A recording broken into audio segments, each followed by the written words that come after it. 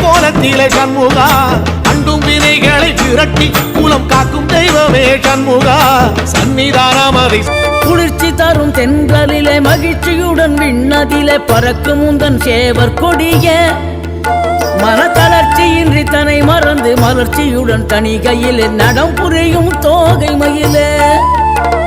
பன்னீரில் அபிஷேகம் நீரில் அலங்காரம் அதிரூபம் கொண்ட முருகன் நீ புரியாமல் அடியேனும் பிழை 100 செய்தாலும் பொறுத்தருளும் செல்வக்குமரன்